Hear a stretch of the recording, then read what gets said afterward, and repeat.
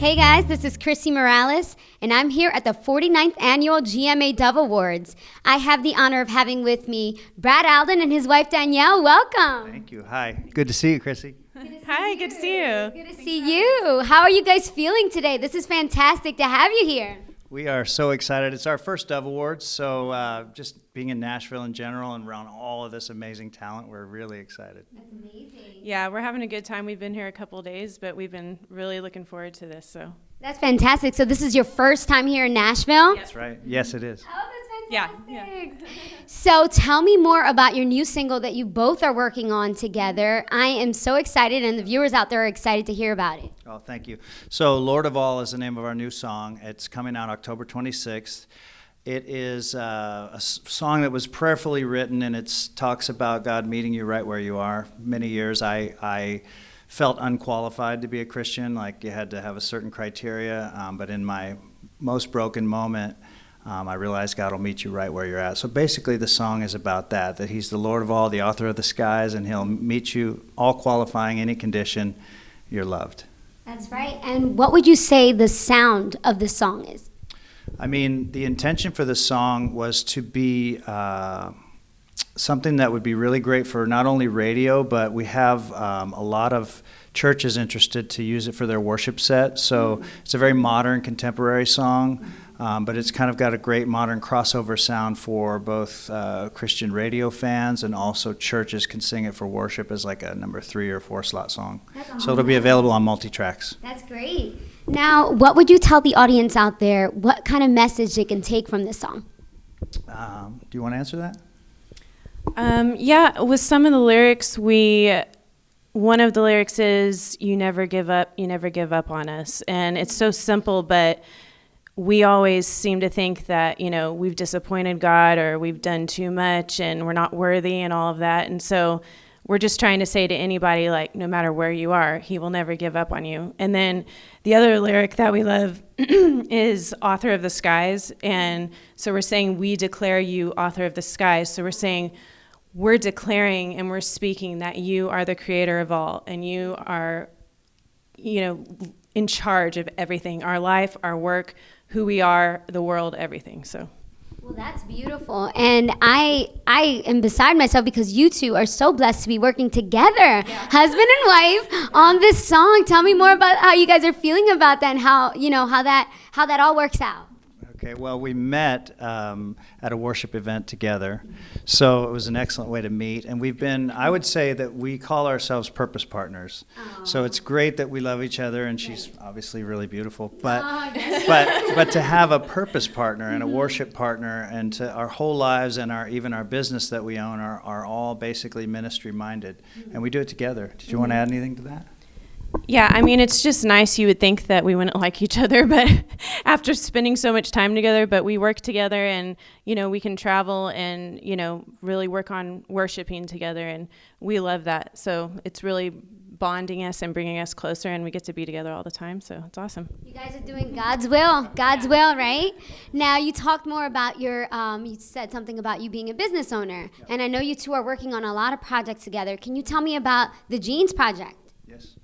So we have a denim supply company called Artisan Cloth, and I've been involved with a place in Los Angeles called the Dream Center for several years. Pastor Matthew Barnett, who many people know, he's the founder of the Dream Center, he and his father, Tommy Barnett. Mm-hmm. One day we were brainstorming, like, how can we all use our influence or our business or our resources to try to make a difference. So we said, we spend so much of our business life supplying and developing products for all these relevant jeans brands. Why don't we do something that's specifically for the kingdom? So we designed a couple styles of jeans, and we would go to churches and have a pop-up shop, and we would sell jeans to people after worship, and then we would give a big percentage of that back to the church. Now, the other side of it moving forward is we're going to use the brand partners that are already well known and take some of their existing inventory to give people an even more exciting opportunity to buy a branded jean that's going to make a difference. That's fantastic. Yeah. And how do you feel, Danielle, about all this? Yeah, I'm really enjoying it. We've been married almost 4 years, and I've learned that there's 100 steps in making one pair of jeans. So there is so much that is involved with it. So I've just been learning a lot about the industry and really loving it, and just loving that we can make a difference and find a way to make a difference, in our normal work environment. So That's fantastic. Now, tell me more about how you got involved with the LA Dream Center. Yeah, so I went through a really tough time. About 10 years ago, I went through a divorce, and my kids moved away, and financial devastation. And even prior to that, I had been through a drug addiction, and I kind of went to the Dream Center as a favor to my brother. I was raised Catholic, so I didn't know what a relational type of church was about, and a Bible-centered, modern Christian church. So my brother begged me to go. I didn't want to go, and I'm just telling you the beginning story. I love it. So I was on one of my first separated time frame weekends with my son. He was 9 years old at the time. And we went together. I had a chip on my shoulder. I thought they're going to ask for money. They're going to do this, and then, nothing against Catholics, You thought they were going to put the Ash Wednesday. I was Catholic once too, and I transitioned. Right. So I totally understand. So like I said, nothing against that. It's just that I didn't understand the relationship type of faith. And anyway, I went in and I saw modern people, cool people. I saw all walks of life. There were black, white, yellow, drunk people, rich people, famous people, homeless people. And so I didn't feel uncomfortable or being focused on. And that day the message was there's life after giving up. So the music was amazing. And at the altar call, my 9-year-old son raised his hand to the Lord, and we both started weeping. And that was the beginning of a really big change. And then just to not take too long, but the people there were so inclusive and just got me involved and tried to understand what my natural gifts and interests were, and they used it. And it transformed my life forever. That's amazing. Now, I know you were doing rock music before. How did you transition from that to Christian music? Did you just start, I guess, in the praise team? Yeah, what happened was I went to college for music. I pursued music in LA for several years, but if I'm really honest, there was always an emptiness to that, and I never quite figured out how to succeed in that environment, and it always ended up leading to sinful places. And anyway, it was kind of in the rock bottom when I went to the Dream Center. There was a friend of mine, his name's Tyler Logan, who's still a producer of our song Lord of All, and he's a guitar player and music director on our tour coming up. And he basically said, come on up, man, let's get you involved and use your talents. And in the very beginning, because I didn't understand it all, they even allowed me to sing a non-Christian song. It wasn't a bad song, but it was one of my songs. Positive song. Yeah, it was called The Day After Yesterday. I'll never forget it. And but it wasn't about Jesus, but they allowed me to perform that song at their offering in front of 2,000 people. And it was weird how, I don't know, the pastor just said, I know there's a calling on this person, and I'm gonna nurture that. And it's made me in my walk now be very inclusive to other people who are hurting. So part of our ministry is to reach people on the fence in faith, or that might say, I don't qualify, or I've gone way too far down the road of whatever wrong is, and why would God want anything to do with me? So we hope we can minister to those folks. Well, that's beautiful. And the Dream Center, just to finish, does amazing things every week for thousands of people. I could talk another half hour about what they do. Well, no. I mean, you can look up dreamcenter.org, and they feed tens of thousands of people every week. They deal with emancipated minors. They have a discipleship program, which was one of my personal connections. It's men and women coming off drugs, alcohol, life hardships, and they give them a year of free housing, free food, faith-based programs, and people leave transformed. And it's just incredible that there's a real place with real people doing real things, and it's made me want to serve the kingdom forever, and it's put purpose in our lives, and it's how we met. I think if I hadn't become infected with God's purpose for worship, I would have never met my wife, and so I encourage everybody to seek Jesus. Yeah, I love it. And you two are just a beautiful couple, and you're a great influence for young people out there.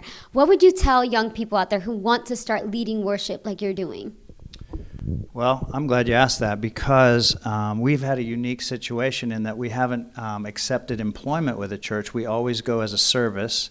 So in that, my heart's always just so grateful to be there and grateful to serve. And I find that there are some young people that I would remind them that it's not about them, to just pray to let God use them and let it be all about Him using them. And that's where the gift lies. and also that remember that you get to serve in worship. It's not a job. It's not a gig. It's a privilege. It's a privilege and an honor, actually. And I think there's almost no other honor higher than to usher people into God's presence. So if you've ever, I'm sure you've experienced that. Yes. Once you experience that, there's nothing quite like blown it. away. Yeah. You know, God just touches you. How do you feel, Danielle? Yeah, I feel like you know, it's easy. I grew up I'm a pastor's kid, so I grew up in church, and I have taken a lot for granted growing up, being at church every single Sunday and singing every Sunday and not wanting to get out of bed and all those things, right? So it's normal life things that we do. But just remembering that, you know, it's a responsibility for us to lead people into the presence of God the best that we can. Right. And for us to get out of the way requires us to not take it for granted, you know, and not forget what our purpose is when we're in the mundane life of things. And I would say now there's nothing mundane about our lives, but I understand growing up young, like I was like, no, I don't want to go, you know. So I would encourage that to young people to just remember, like, this is a responsibility we have as Christians to lead people and help them experience God. So. Well, that's beautiful. With that being said, are you guys working on any new projects that you guys want to tell the viewers? Well, we're about to release Lord of All, our second single with Bridge Music and Sony Provident. Really excited. We're starting a tour we're calling the Unfiltered Gospel because it's full of testimony and very raw, just straightforward. Not only the music, but there's kind of an original twist on some familiar songs and a lot of original music and a lot of my testimony, Danielle's testimony, and Tyler's testimony. So yeah, that's the main thing. But if we'd love your followers to follow us on Instagram or at the Brad Alden. So shameless plug. I was going to ask you that anyways. We love to do that. I always ask, you know, where can people find you? I appreciate it. Yeah, we were a little late to the Instagram game, but so we're getting started at the Brad Alden, and at Danny Lee Mowry is her. You'll find her through mine though if you want to. We But go follow each other. and bradalden.com. So send us yours as well. We'd love absolutely. to. I love what you're doing. Thank you so much. Just one final question I want to ask you guys. What do you guys think makes an unsung hero? So I'll start with Brad and then Danielle. Sure. It's a great title for your company or blog or however you refer to it. For me, an unsung hero is people who are doing it with the right heart and intention, regardless of what it is. I think unsung heroes are in every aspect of life. It could be worship, it could be the military for sure, in jobs, the folks that are doing the tireless things, the thankless things, even being a parent. Pastors, things like that. Unsung heroes are the people that wake up every day wanting to do what's right, not for attention, but because it's right. Right on. Yeah. Right on. Can I just say his answer? No, I'm just kidding. I'm like, I got to follow that. No. Yeah, I would say just the whole, you know, God, or how the Bible says that secret place, when you're in that secret place with God, or whatever you're acting like and who you're being when no one's watching, that's the true who you are, you know? And so that would be like the unsung hero, is the person that in that moment, that's who they really are. They're truly that genuine person that maybe not everyone's seeing in that minute, right? So. Well, that's fantastic. And I know that everybody could be an unsung hero. And you two are absolutely 100% an unsung hero because of everything that you're doing. You're helping people. And it's just been such an honor. I wish you guys the best of luck on your new tour and your new single. Brad and Danielle, thank you so much for being on Unsung Heroes. Thank you. You're welcome. Until next time, this is Chrissy Morales at the 49th Annual GMA Dove Awards.